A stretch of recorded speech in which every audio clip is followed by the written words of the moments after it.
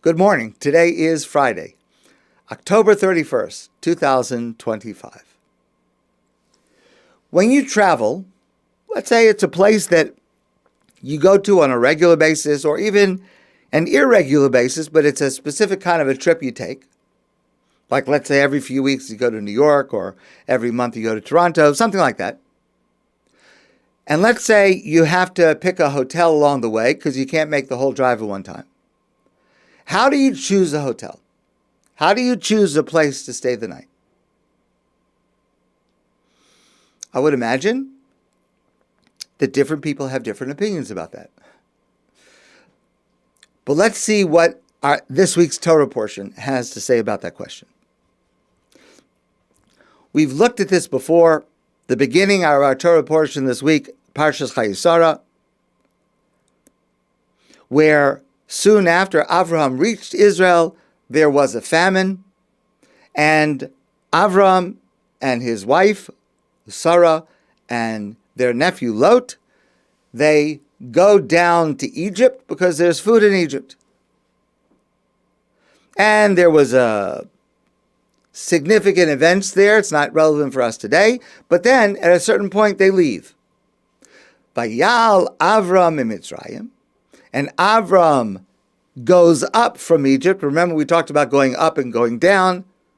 We'll leave that for another time. But Avram left. Hu v'ishto v'chol shelo, he and his wife, and all that they owned. V'lot imo, and Lot was with him.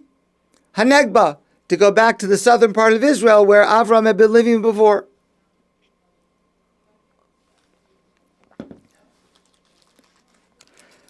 I need to do something that is really not polite. I apologize. But I need to put this in my mouth because I hope it won't be distracting. Sorry about that.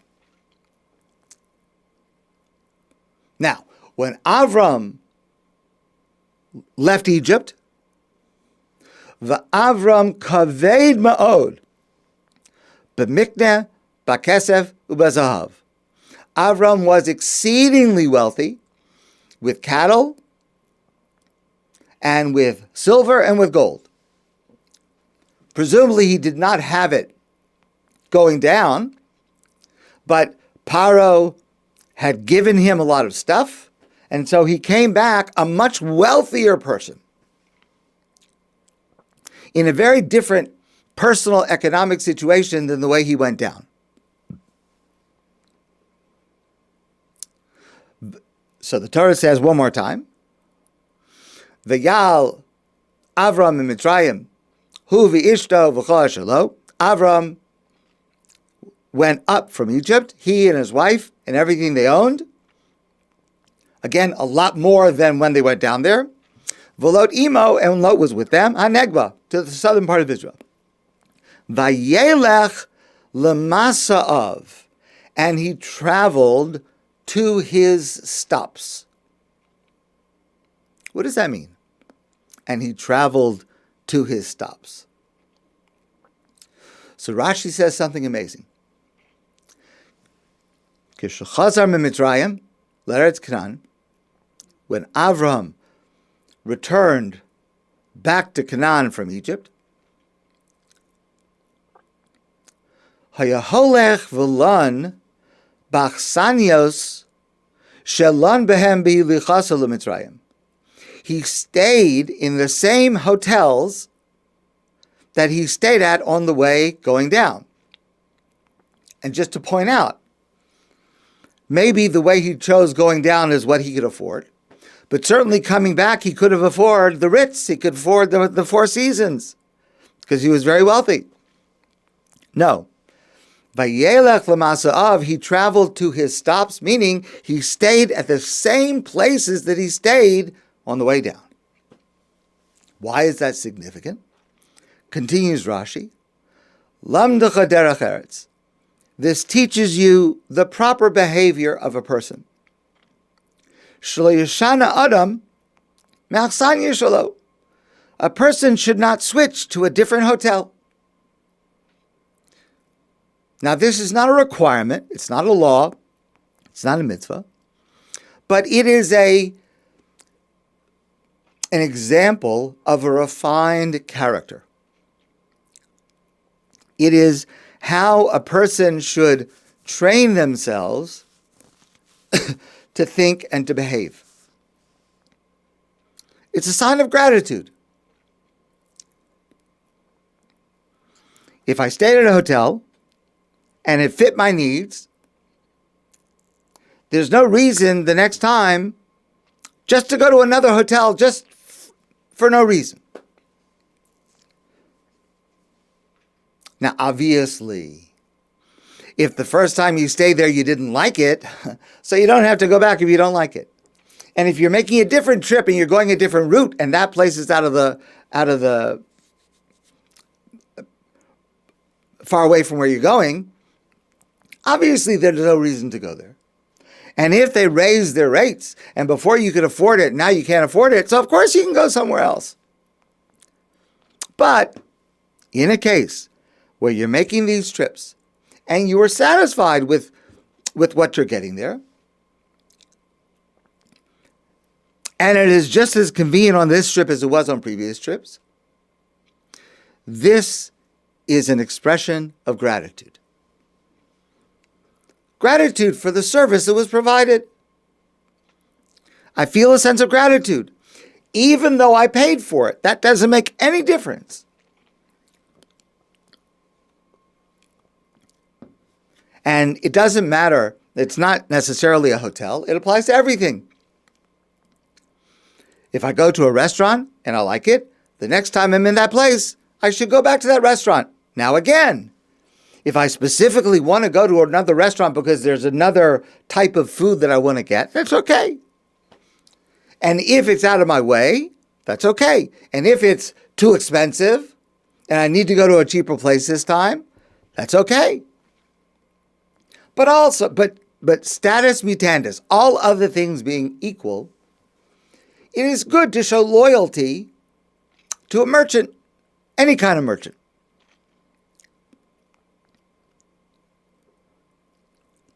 And again, even though you're paying for it, it's not coming for free. It's still an act of gratitude to continue to give your business to the same person. A sense of gratitude that is innate and looking for ways in which to express gratitude is one of the most important character traits a person should develop. This is especially true in raising children and grandchildren. Developing a feeling of gratitude, of thankfulness. Instead of constant whining and entitlement and demanding more and more. There's a great book. You may have heard of it and you may have read it. The book is titled The Blessing of a Skinned Knee, written by Wendy Mogul. If you have not read it, I urge you, please read this book. The Blessing of a Skinned Knee. It's a very, very important book in my opinion. One of the points that she makes is that children are not born with a sense of gratitude. And you can see this very clearly. If you're around babies and toddlers, it must be taught. Gratitude must be taught. It's not innate. And it can only be taught with constant reinforcement. There's a saying, act yourself into right thinking.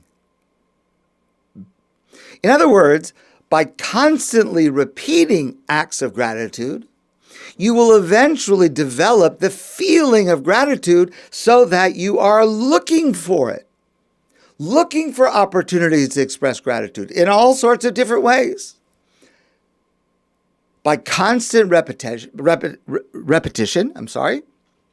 it will become part of your nature. It will become part of your refined character. Now, one of the ways that Judaism, the Jewish law, helps us to accomplish this is the system of saying a bracha, a blessing, in many, many, many occasions. The Talmud says that ideally a person should say at least 100 blessings a day. Now, to do that, first of all, many of them are in our prayers. But there are many, many other occasions to say a bracha, to say a blessing.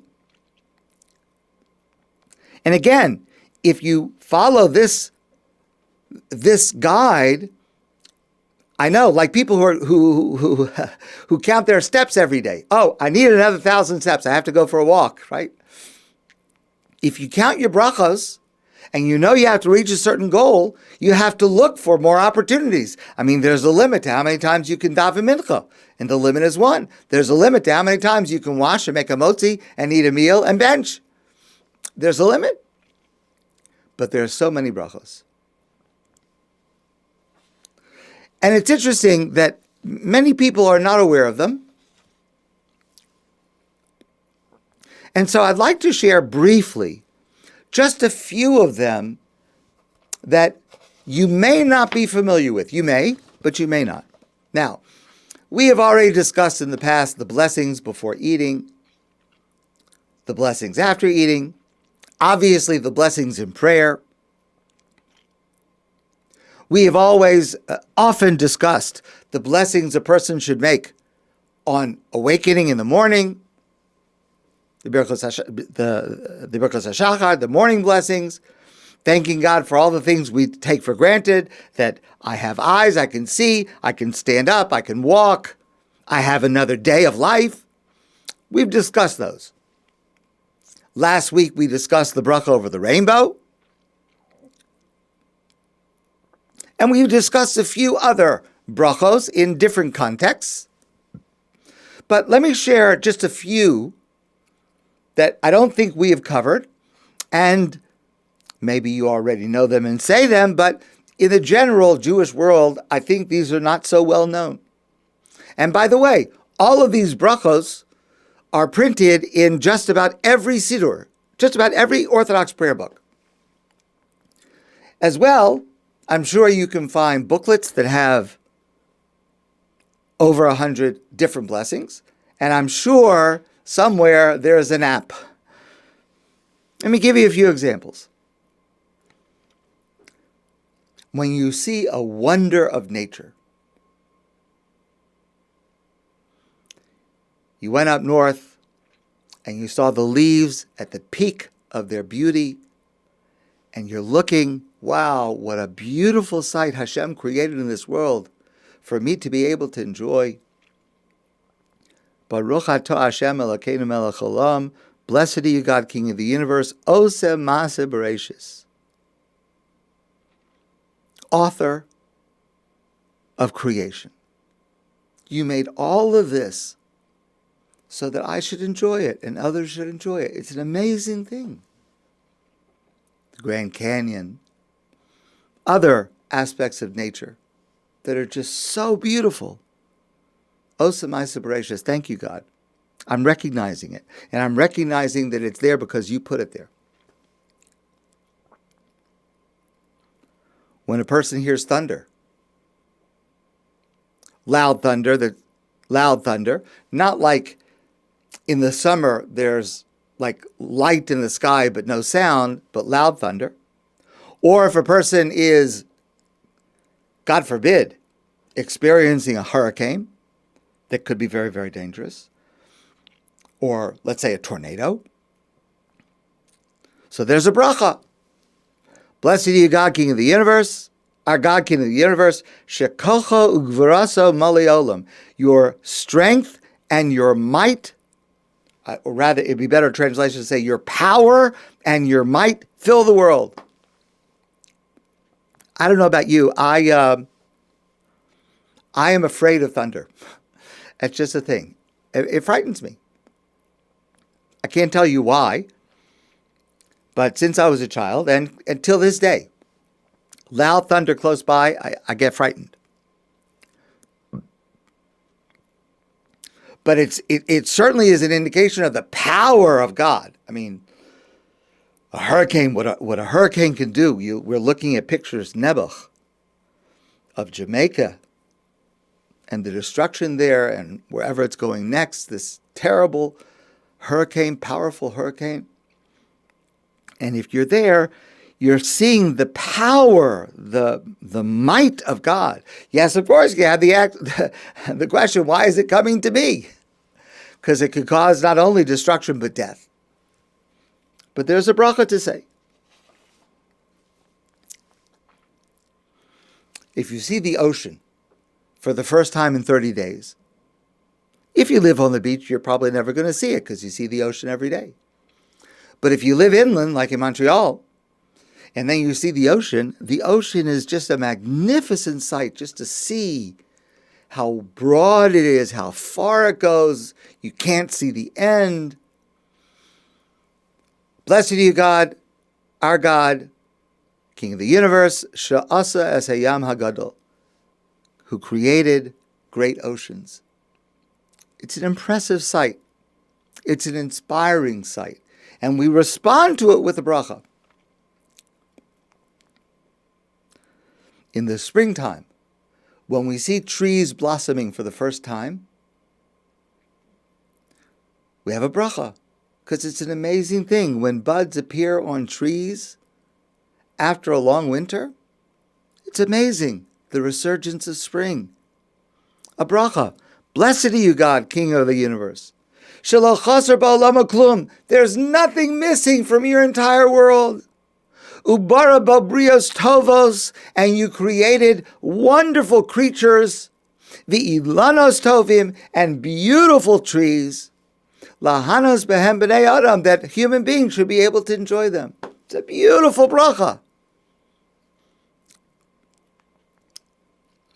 If a person sees an outstanding Torah scholar, like one of the great Torah leaders of our day, not me, much higher above my level. During the time when they were alive, Rabbi Moshe Feinstein, of blessed memory. Today, I would say Rabbi Mordechai Willig, Rabbi Rav Schachter, probably a few more. There's a bracha. Blessed be God, King of the universe. Shechalak mechachmasa lireyav, who has given a portion of God's wisdom to those he loves. Because this person has an exceptional amount of God's wisdom, of Torah wisdom.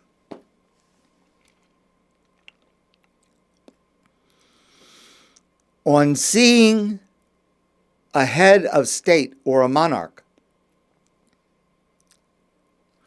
Baruch atah Hashem Elokeinu melech haolam, blessed be God, King of the universe, Shenasa mikvodo lebasar v'dam, you have given part of your honor to human beings. There are human beings that have such There are human beings that have so much honor. We have to recognize that it comes from God. We have to thank God for that. We have to bless God for that. This one is a little bit tricky, because who qualifies? So the general answer, well, a person who's called king, like the King of England, the King of England, that's obvious. What about a president? What about a premier? What about a prime minister? And especially in Quebec, this gets very complicated, and I'm not going to answer this question concerning Quebec. The general approach to this blessing is a person who is a leader, who has the power of life and death. Meaning, if a person could condemn a person to die, or a person who could pardon a person. That would seem to indicate, for certain crimes in the United States, a governor A governor has the right to pardon someone who is about to be executed under certain circumstances. So, for that person, you would make this bracha. When you see a place that miracles occurred to the Jewish people,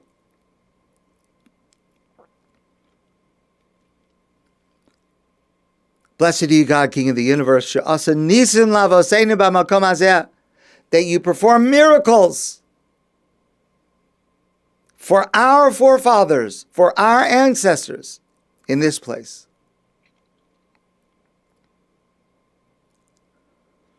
If you see a place where a miracle occurred to you, where you were in danger, God forbid, and you were saved, each time you pass that place, Baruch atah Hashem Elokeinu melech haolam, she'asa li nes b'makom hazeh, that you did for me a miracle in this place. And just the last one I'll share for today, and there are many, many more, but this one is really important. And I have spoken about this before, but it's very important. After going to the bathroom, person comes out of the bathroom, washes their hands, and says the following bracha. And it is worthwhile to spend the time to learn this bracha by heart. Baruch atah Hashem Elokeinu melech haolam. Blessed are you, God, King of the universe. Asher yatzar es ha'adam b'chachma. You created human beings with tremendous wisdom. The human body is so intricate, and for it to work, so many things have to happen in such a precise manner. And we don't even know yet all of the complexity of the human body. Ubarabo, nekavim, chalalim, chalim. You created within us a system of plumbing. And there are pipes where things go in and pipes where things go out. And you know, God, it's revealed in front before your holy throne. That if one of those pieces opens when it's not supposed to open, or one of those pieces closes when it's supposed to be opened, we would not be able to stand before you even for a moment. And a final blessing. Baruch atah Hashem. It ends with a bracha. Blessed are you, God. Rofei kol basar. You are the healer of all flesh. Umafli lasos. And you do wonders.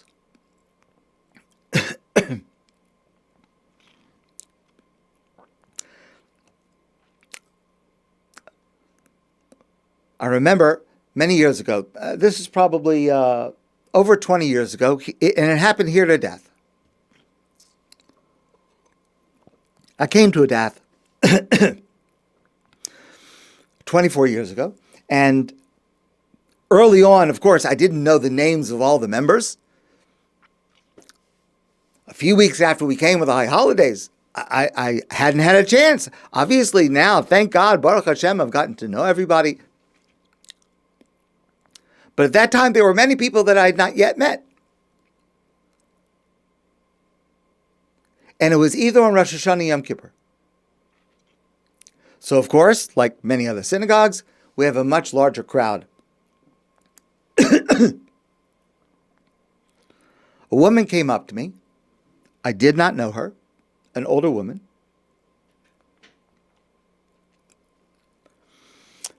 A woman who certainly never appeared at the ADATH during the year, so she came only Rosh Hashanah Yom Kippur.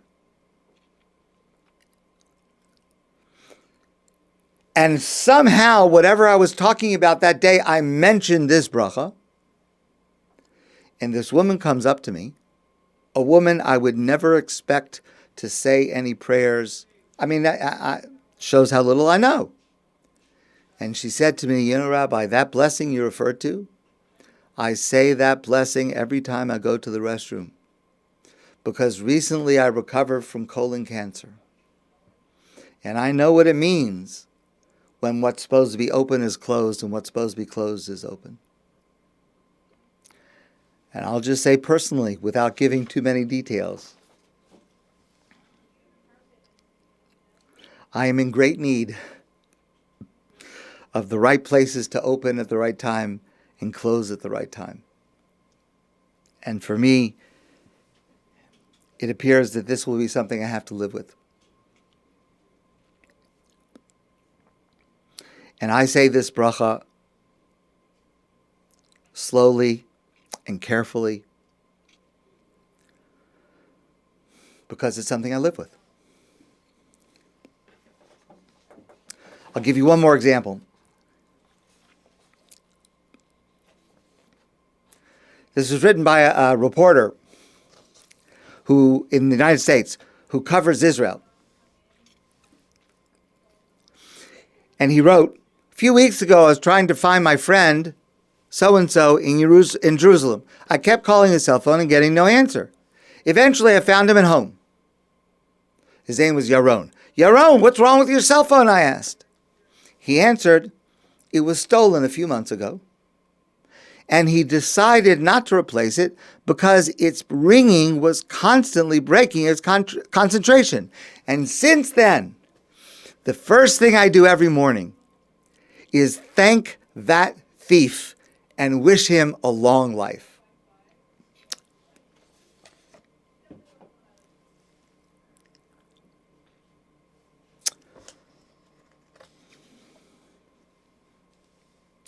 We have to do it. And we have to do it in front of our children and grandchildren, and we have to point out to them that we're doing it, that we're expressing gratitude, that we're looking for ways to express gratitude.